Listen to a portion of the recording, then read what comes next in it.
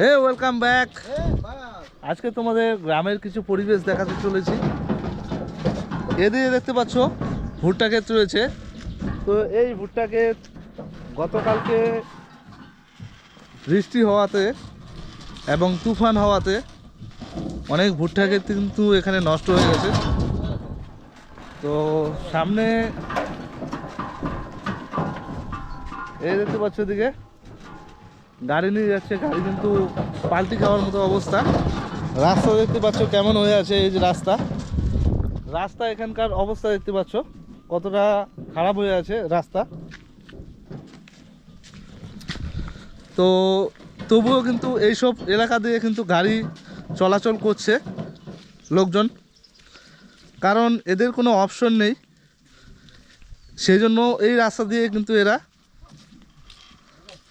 এখান থেকে কিন্তু যাতায়াত করছে। করণ বাইরে কিন্তু পড়ে যাবে, দেখ। চল চল বলতো না চল। আর এই যে দেখতে পাচ্ছ এদিকে গ্যাস পাল্টি খাওয়ার মতো অবস্থা, মানে টোটো পাল্টি খাওয়ার মতো অবস্থা। তবুও এইসব রাস্তা দিয়ে এরা কিন্তু যাতায়াত করছে, এছাড়া কোনো অপশন নেই। আর এদিকে দেখতে পাচ্ছ কী হয়েছে, সমস্ত ভুট্টাকে একদম পড়ে গেছে।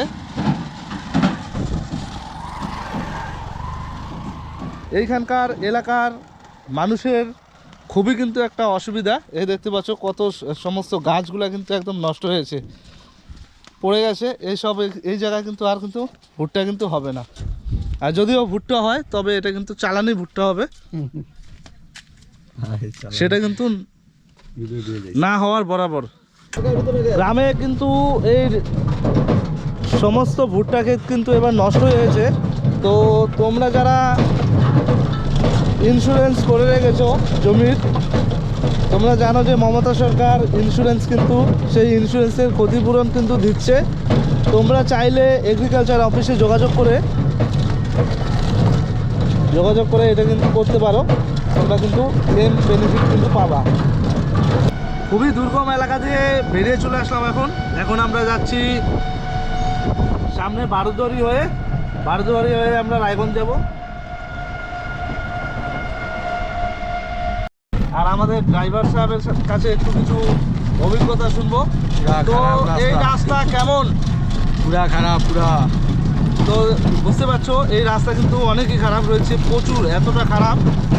তবুও এই রাস্তা দিয়ে যেতে হচ্ছে, এছাড়া কোনো অপশন নেই। সরকারের কাছে আমি একটা অনুরোধ করব, এই রাস্তাটাকে সংশোধন করে দেওয়ার ব্যবস্থা করুন। কারণ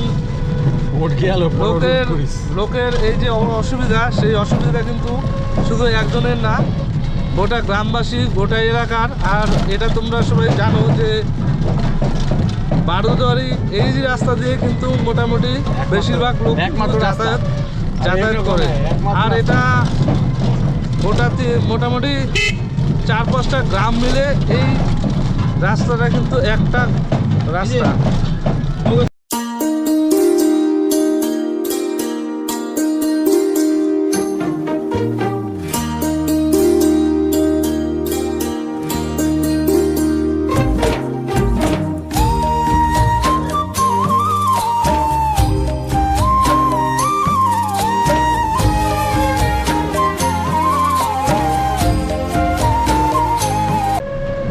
শহর এলাকায় এইসব জায়গা কিন্তু এইসব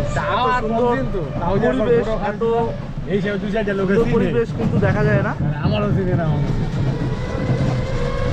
আমার বন্ধু ব্যাঙ্গালোরে থাকে, তো সে বলেছে যে তুই একটু গ্রামের কিছু দৃশ্য তুলে নিয়ে একটা ভিডিও করে পোস্ট করার জন্য। তো তার জন্য কিন্তু আজকে এই গ্রামের পরিবেশ কিন্তু দেখাচ্ছি তোমাদের। আর গ্রামের পরিবেশ কেমন হয় সেটা কিন্তু দেখাচ্ছি তোমাদের আজকে ভালো করে এক্সপ্লোর করছি তোমাদের। আর এখানে একটা ফ্যাক্টরি তৈরি হচ্ছে, এখানে একটা ফ্যাক্টরি তৈরি হচ্ছে। আর তা অলরেডি এখানে ফ্যাক্টরি রয়েছে, সামনে একটা ফ্যাক্টরি রয়েছে, জানি না এটা কিসের ফ্যাক্টরি।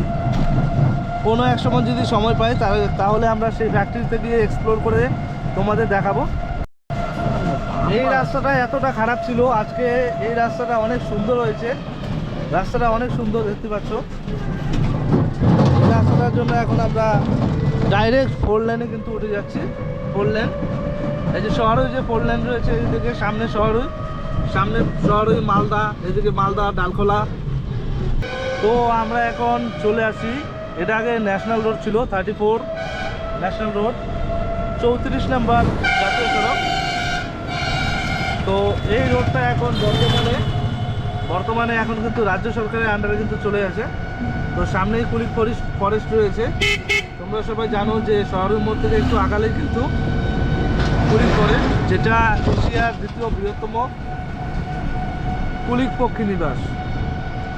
কেউ যদি আসতে চাও, এখন কিন্তু গভর্নমেন্ট কিন্তু টোটালি ফ্রি অফ কস্ট করে দিয়েছে। যদি আসতে চাও তাহলে তোমরা অবশ্যই আসতে পারো এই জায়গায়। তোমাদের দেখাচ্ছি সামনে সেই কুলিক ফরেস্টটা। আর সামনে একটা ছিন্নমস্ত কালী রয়েছে, যেটা কিন্তু খুবই জাগ্রত, তোমাদের দেখাচ্ছি। অনেকে এই জায়গায় মানত করে থাকে,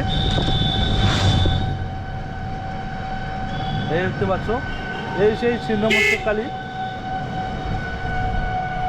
যেটা খুবই বিখ্যাত। কেউ মানত করলে এই জায়গায় মানত করতে পারো। তো এশিয়ার দ্বিতীয় বৃহত্তম যে কুলিক পক্ষী নিবাস রয়েছে, এটাই সেই কুলিক পক্ষী নিবাস। সামনে তোমাদের দেখাচ্ছি এই সমস্ত গাছপালা যে রয়েছে, এটা সম্পূর্ণ কিন্তু কুলিক পক্ষী নিবাসের আন্ডারে পড়ে। এই যে এটা, এই দেখতে পাচ্ছ কুলিক পক্ষী নিবাস, এই সেই কুলিক পক্ষী নিবাস।